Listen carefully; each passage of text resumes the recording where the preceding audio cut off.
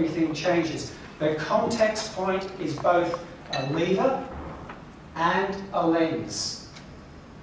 And as leaders, let me just tell you one thing. For hundreds of years, the concept of leadership was you had to be born a leader. You had natural leadership capabilities. And that's why you became a leader. That is all true. But what does that do for the rest of us?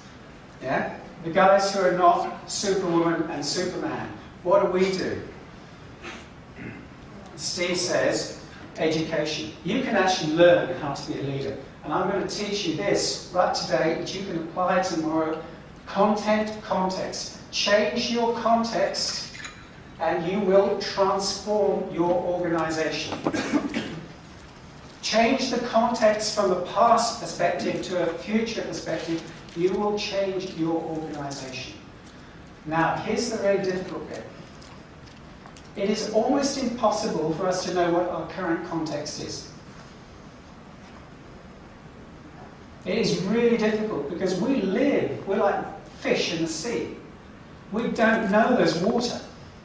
We do not know that we're swimming in that water. We're swimming in the water of content all the time. If you said to a fish, if you could have a conversation with a fish, what do you think of the water? They say, what are you talking about? What water? What are you saying? Okay. Our clicker. So, where does perception arise? The perception is really important. Kind of useful to know where it comes from. Where does perception arise? So, experience. Sorry? Cultural norms, experience. Education. Education. Comparison. Okay. This is all content. Yeah? It's all content. Really, really difficult to get out of content and up into context. Really difficult. What is the one thing which covers all of the things that we've been talking about? Culture. Even higher than that. Even more basic than that. What am I using right now? Conversation. Exactly. Clicker. Da! Language. Language is the thing which sets perception above everything else. Business is a conversation. First and foremost, it's a conversation between staff and managers, between staff and customers, between staff and suppliers. The nature of that conversation is incredibly significant. What you as leaders need to do is to become masters of conversation.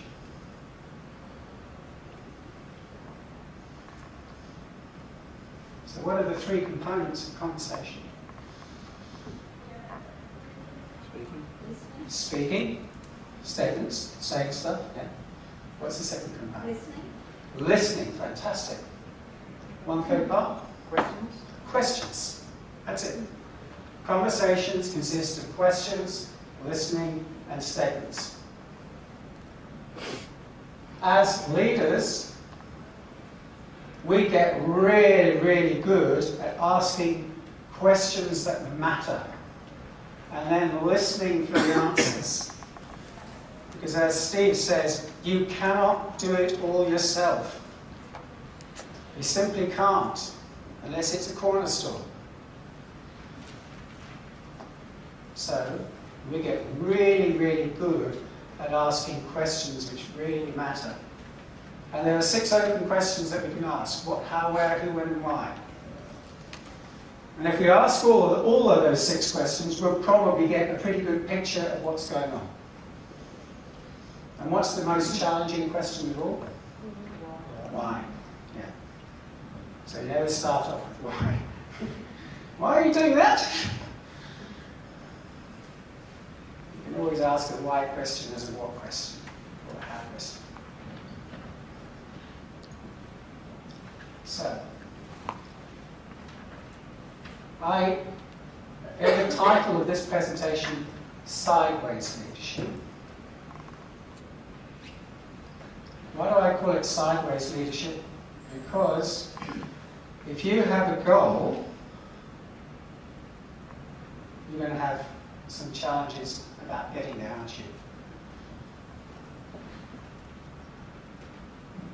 So, if I am a sailor on a sailing boat, how do I move with the wind? Adjusting the side. You do this, don't you? Yeah? If I have a drill and I'm making a hole in the wall, what is the motion of the drill? Sideways. Yeah? And if I then put a screw into the hole, what's the motion of your hand? Sideways. And if I am a sports coach and I tell my team to go and score a goal, what's the movement that the team does? Sideways. You don't just run straight up. Why? Because there's somebody else standing at the end of the room stopping you. You have to go around them.